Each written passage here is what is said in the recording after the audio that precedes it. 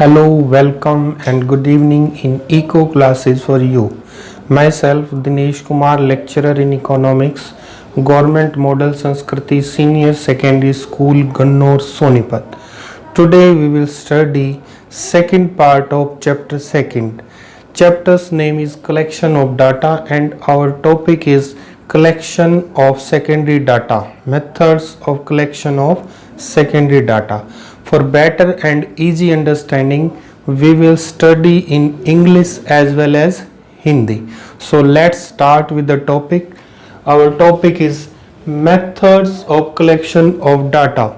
Last video में methods of secondary data collection, जो secondary data collection है, ये हम last वीडियो में पढ़ चुके हैं. जो हमारे पास दो sources थे, published and unpublished sources. Today we will study methods of primary data collection. Methods of primary data collection. प्राथमिक आंकड़ों के संकलन की विधियां. ये बड़े ध्यान से समझना है, इम्पोर्टेंट टॉपिक है हमारा. और जो प्राइमरी डाटा कलेक्शन की मेथड्स हैं वो 4 पार्ट्स में डिवाइड किए गए हैं. सभी की merits and demerits we will study. So let's start with the first method. Our first method is direct personal investigation. प्रत्यक्ष व्यक्तिगत अनुसंधान. एक बार ही ध्यान से समझना है. Direct personal investigation. Direct personal investigation का मतलब है जहां पे जो रिसर्चर है या जो इन्वेस्टिगेटर है वो अपने आप जाके पर्सनली डायरेक्ट डाटा कलेक्ट करता है. व्हेन रिसर्चर और investigator collects data from informants directly और पर्सनली. जब कोई भी रिसर्चर डायरेक्ट पर्सनली किसी के पास जाके डाटा कलेक्ट करता है तो उसको हम बोलते हैं डायरेक्ट पर्सनल इन्वेस्टिगेशन. जैसे एक छोटा सा एग्जांपल हम लेते हैं कि किसी फैक्ट्री में हमने इकोनॉमिक कंडीशंस का पता करना है तो we can go to labourers, जो वहाँ पे काम करने वाले हैं, हम डायरेक्टली उनके पास जाके डाटा कलेक्ट कर सकते हैं. तो जब हमने डाटा पर्सनली कलेक्ट किया तो that is known as personal direct personal investigation. अब ये जो मेथड है इसके कुछ एडवांटेजेस भी हैं और कुछ डिसएडवांटेजेस भी है. एडवांटेजेस देखते हैं क्या क्या है इसके. मेरिट्स क्या क्या है. ओरिजिनल. एक तो जो डाटा हम इस मेथड से कलेक्ट करेंगे that will be original. Accurate. Data collected from direct personal investigation will be accurate. Reliable. That data which is collect directly or personally will be reliable and accurate. Elastic. Elastic means changeable. Any question, जो भी कोई question है हमारे पास, उस question को अगर हमने on the spot change करना है या कोई उसमें हमने चेंजमेंट करना है या उसको बदलना है तो हम उसको ऑन द स्पॉट ही बदल सकते हैं. तो यहाँ पे चेंजेस हो सकते हैं. अब इसकी डीमेरिट्स हैं कि डीमेरिट्स क्या क्या है इसमें. बायसनेस, कि जो डाटा कलेक्ट करने वाला है, जो रिसर्चर है, वो अगर बायस हो जाता है तो इंफॉर्मेशन हमारी जो है वो ओरिजिनल कलेक्ट नहीं हो पाएंगी. बायसनेस का मतलब है पक्षपात. कॉस्टली. ये मेथड टाइम भी ज्यादा लगता है, इसमें पैसे भी ज्यादा लगते हैं और एफर्ट्स भी ज्यादा हमने करनी पड़ती है. नेक्स्ट है वाइड एरिया डिफिकल्टी. कई बार जब बड़ा एरिया हमारे पास हो जाता है, जब जिसमें हमने सैंपल कलेक्ट करना है, डाटा कलेक्ट करना है, वो एरिया अगर हमारा बहुत ज्यादा बड़ा है तो वहां पे हमें प्रॉब्लम होती है डाटा कलेक्ट करने में. तो ये जो हमारा फर्स्ट मेथड है डायरेक्ट पर्सनल इन्वेस्टिगेशन, उसके ये मेरिट्स हैं और ये हमारे डीमेरिट्स हैं. अब पढ़ते हैं हम next method. Next second method है हमारा इनडायरेक्ट ओरल इन्वेस्टिगेशन. अप्रत्यक्ष मौखिक अनुसंधान. अब यहाँ पे क्या है कि अप्रत्यक्ष, अप्रत्यक्ष मतलब हमने जिनसे डाटा कलेक्ट करना है उनके पास हमने नहीं जाना है।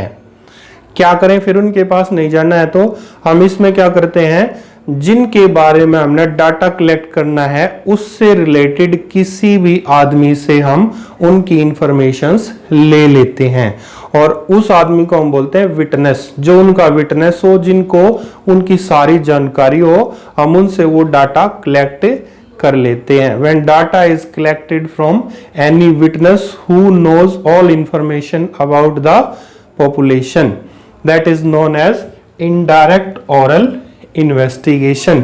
जैसे एग्जांपल लेते हैं कि हमने जैसे किसी इंडस्ट्री में हम गए थे, वहां से हमने लेबरर्स का डाटा कलेक्ट करना था, तो फर्स्ट जो हमारा मेथड था डायरेक्ट पर्सनल इन्वेस्टिगेशन में हम लेबरर्स के पास डायरेक्ट गए थे, हमने डायरेक्ट वहां से डाटा कलेक्ट किया था। लेकिन यहाँ पे we have not to go to labourers. अब लेबरर्स के पास हम नहीं जाएं, डायरेक्ट नहीं जाएं, तो क्या करें, जो विटनेस है, विटनेस यहाँ पे कौन हो सकता है, जैसे इंप्लॉयर जिसके पास वो लेबर काम करती है, उन इंप्लॉयर से जब हम सारी इंफॉर्मेशन लेते हैं, जो उन सारी इंफॉर्मेशन का विटनेस है, तो उसको हम बोलते हैं इनडायरेक्ट ओरल इन्वेस्टिगेशन। यहाँ पे कुछ मेरिट्स है और कुछ डीमेरिट्स है। मेरिट्स देखते हैं पहले।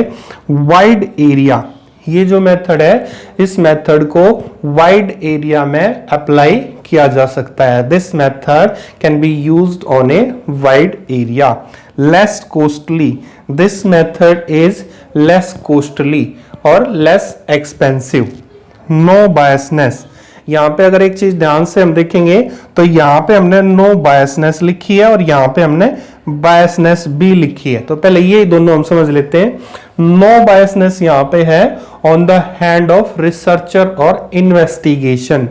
जो इन्वेस्टिगेटर है, जो इंफॉर्मेशन कलेक्ट करने वाला है, उसके लिए हमने बोला कि वो यहाँ पे बायस नहीं होगा।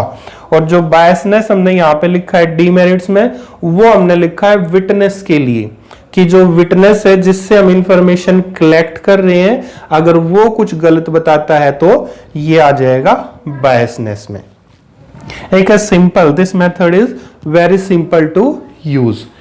डीमेरिट्स में आते हैं लेस एक्यूरेट। ये जो डाटा हमने कलेक्ट किया है ये लेस एक्यूरेट होता है, क्योंकि हो सकता है विटनेस जो इंफॉर्मेशन हमें चाहिए वो इंफॉर्मेशन करेक्ट ना दे पाए।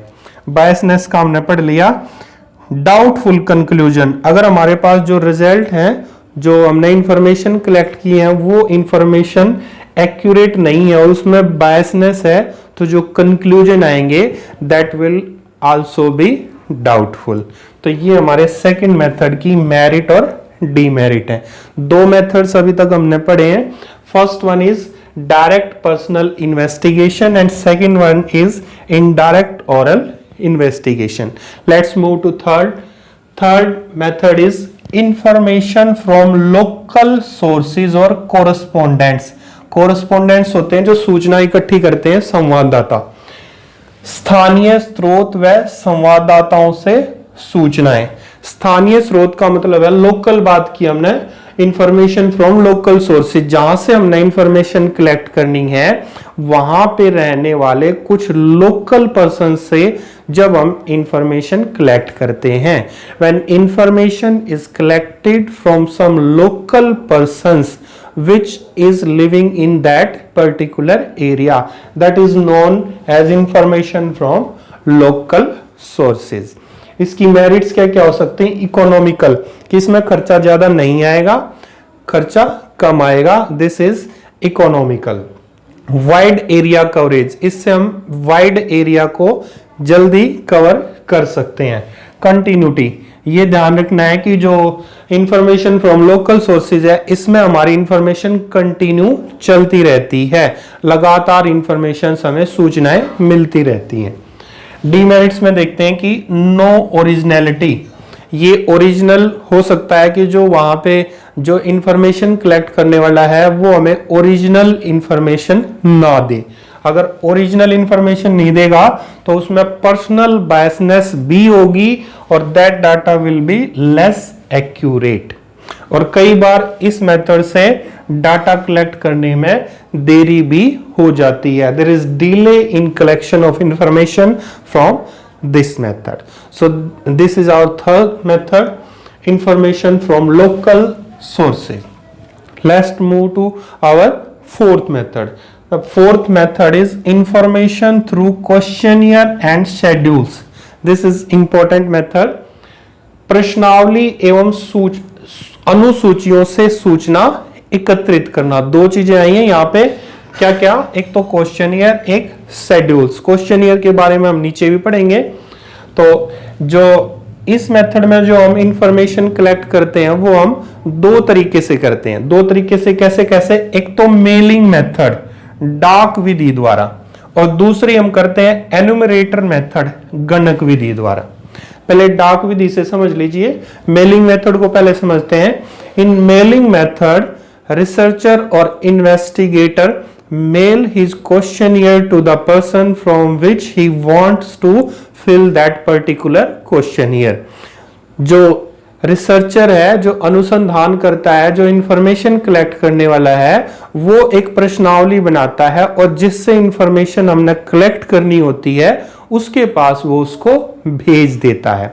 उसके साथ ही वो एक लेटर भी लगाता है कि जो हम इंफॉर्मेशन कलेक्ट करेंगे, what is the basic purpose of that, and this is also written that these information will not be discovered. जो ये सूचनाएं वो देगा, उन सूचनाओं को हम और किसी को नहीं बताएंगे। तो ये हमारा मेल मेथड, डाक विधि, जो जिसके पास हम भेजते हैं वो उस फॉर्म को फिल करके, क्वेश्चनियर को फिल करके दोबारा हमारे पास वापस भेज देता है।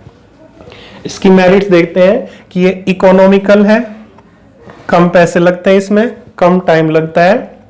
ओरिजिनल डाटा, अगर जिसके पास हमने क्वेश्चनियर भेजा है वो अपने आप ही उसको फिल करता है तो ये डाटा हमारे पास ओरिजिनल होगा, और हम जो क्वेश्चनियर है उसको कहीं पे भी भेज सकते हैं, ज्यादा बड़े एरिया को हम कवर कर सकते हैं। तो 3 merits are there, economical, original and wide area.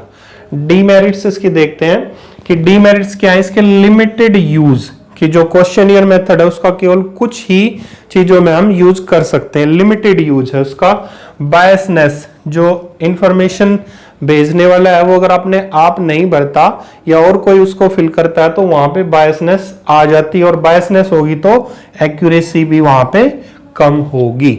और अगर जिसके पास हमने क्वेश्चनियर भेजा है वो इसमें इंटरेस्ट नहीं लेता, if he is not interested in the questionnaire then he will not fill that questionnaire, वो उस क्वेश्चनियर को नहीं भरेगा और हमारे पास नहीं भेजेगा। सेकंड देखते हैं, second one is enumerator method, गणक विधि। पहले गणक या एनुमरेटर को समझ लीजिए कौन होते हैं। ये वो होते हैं जिनको कोई रिसर्चर, अनुसंधान करता, इन्वेस्टिगेटर अपॉइंट करता है डाटा कलेक्ट करने के लिए। इनकी ट्रेनिंग भी दी जाती है, इनको सिखाया जाता है, सिखाने के बाद इनको डाटा कलेक्ट करने के लिए फील्ड में भेजा जाता है। तो ये इनुमरेटर होते हैं, इनको हम डाटा कलेक्ट करने के लिए, ट्रेनिंग देने के बाद डाटा कलेक्ट करने के लिए भेजते हैं। इस मेथड की मेरिट्स क्या क्या है कि एक वाइड एरिया को कवर करते हैं, एक्यूरेसी होती है क्योंकि एनुमरेटर है, एनुमरेटर क्या करेंगे, जो डाटा कलेक्ट करेंगे जब, जिससे तो अपने आप ही जो क्वेश्चनियर है या जो शेड्यूल है उसको अपने आप ही फिल करेंगे। Next one is personal contact, अपने आप face to face personal contact करते हैं उनके क्वेश्चनियर या शेड्यूल्स को फिल करने के लिए। डीमेरिट्स इसके क्या क्या है कि एक तो ये मेथड कॉस्टली है, टाइम कंज्यूमिंग है, टाइम इसमें बहुत ज्यादा लगेगा। पार्शियल भी हम हो सकते हैं, अगर जो इंफॉर्मेशन है वो इंफॉर्मेशन बायसनेस अगर यहाँ पे आ जाती है तो हम पार्शियल हो सकते हैं, हमारी जो इंफॉर्मेशन है, जो डाटा कलेक्ट हमने किया है वो ठीक नहीं होगा। और अवेलेबिलिटी ऑफ एनुमरेटर, जो डाटा कलेक्ट करने वाले जो गणक हैं या जो एनुमरेटर हैं वो मिलने भी मुश्किल होते हैं। तो ये हमारे यहां तक हमने 4 मेथड्स हमारे 4 मेथड्स को किया है। एक बार दोबारा हम रिपीट करते हैं कौन से। First one is direct personal investigation, second one is indirect oral investigation, third one is information from local sources और correspondents. Fourth one is information through questionnaire और शेड्यूल्स। इसको दो पार्ट्स में हमने डिवाइड किया है। First one is questionnaire, first one है mailing method and second one is enumerator method. ये हमारे मेन मेथड्स हैं जो इंपॉर्टेंट है। इसके साथ साथ हम यहाँ पे एक क्वेश्चन और पढ़ेंगे जो मोस्ट इंपॉर्टेंट है और बार बार क्वेश्चन में रिपीट भी होता है। वो क्वेश्चन क्या है? Qualities of a good questionnaire. जो क्वेश्चनियर हम प्रिपेयर करते हैं, जो प्रश्नावली हम बनाते हैं, उसमें क्या क्या क्वालिटीज होनी चाहिए, तो वो देखते हैं one by one. First one is number of questions. जो प्रश्नावली हम बनाते हैं उसमें number of question should be limited और लेस। जो प्रश्नावली, जो क्वेश्चनियर हम बनाए उसमें क्वेश्चंस कम होने चाहिए। Next one is simple language. There should be very simple language while preparing questionnaire. जब हम क्वेश्चनियर प्रश्नावली बनाते हैं तो हमारी लैंग्वेज बिल्कुल सरल और आसान होनी चाहिए। Next one is order of question. There should be a particular order and sequence of questions. प्रश्नावली बनाते समय प्रश्नों की एक निश्चित क्रम होना चाहिए। Next one is no undesired question. There should be no undesired or personal questions in the questionnaire. जो हमारी प्रश्नावली है उसमें कोई भी अवांछित या व्यक्तिगत प्रश्न नहीं होना चाहिए। Next one is double meaning words. There should be no use of double meaning words in the questionnaire. ऐसे शब्दों का प्रयोग क्वेश्चनियर में नहीं होना चाहिए जिनके कोई दो मीनिंग निकलते हो। Next one is calculation. There should be such question which have less calculation. ऐसे क्वेश्चंस पर्सन हमने डालने हैं जिनमें कैलकुलेशन गणना ना हो। Next one is instructions. जो क्वेश्चनियर हम बनाए उसमें इंस्ट्रक्शन भी होनी चाहिए कि हमने क्वेश्चनियर को कैसे फिल करना है, कितने टाइम में करना है, कैसे करना है, वो सारी डिटेल भी वहां पे होनी चाहिए। Next one is cross verification. There should be such question which can be cross verified very easily. ऐसे क्वेश्चन होने चाहिए जिनको क्रॉस वेरीफाई इजीली हम कर पाए।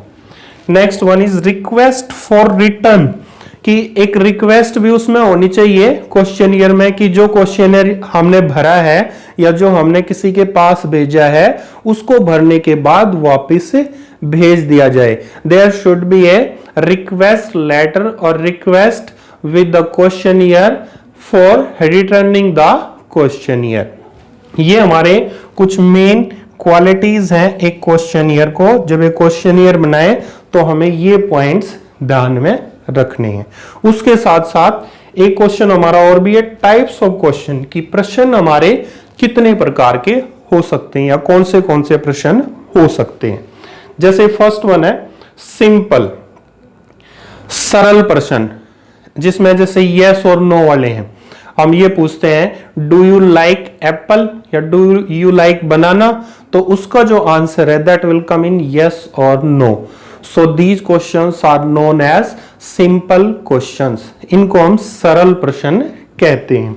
Next one is multiple choice question, बहुविकल्पीय प्रश्न, जिनमें there is options for the answers. जैसे हम कोई क्वेश्चन पूछते हैं और उसके हमें ऑप्शंस दिए हुए होते हैं। जैसे हम क्वेश्चन पूछते हैं what is capital of India, तो उसमें हम ऑप्शन देते हैं 3 या 4 और उसमें से एक आंसर को टिक किया जाता है। That is multiple choice question. Third one is specific information. जब हमें कोई सीधी सूचना, स्पेसिफिक सूचना लेनी हो तो हम क्या करते हैं, ऐसे क्वेश्चन बनाते हैं जैसे what is your name, what is your father's name, in which class do you study. तो वहां पे हमने स्पेसिफिक इंफॉर्मेशन ली है। तो these questions are known as specific information questions. And fourth one is open ended question. कुछ question ऐसे होते हैं कि जिनका हम जितना चाहे उतना आंसर दे सकते हैं। जैसे right A short note on your city, right A short note on your school. तो वहां पे हमारे पास लिमिट नहीं है, हम अपने जो क्वेश्चंस है उनको अपने तरीके से कितना भी लिख सकते हैं। तो ये हमारे पास बेसिकली हमने 3 मेन चीजें की हैं। एक तो सेकेंडरी डाटा कलेक्शन के मेथड, उसके साथ एक qualities of a good questionnaire और टाइप्स ऑफ क्वेश्चनियर। तो सो स्टूडेंट्स, अब नेक्स्ट मिलते हैं हम 3rd चैप्टर में। टिल देन आप जो हमारा eco classes for you channel है इसको सब्सक्राइब कीजिए, शेयर कीजिए, ताकि और भी जो बच्चे हैं इकोनॉमिक्स के उनको इन सब्जेक्ट का, इन वीडियोस का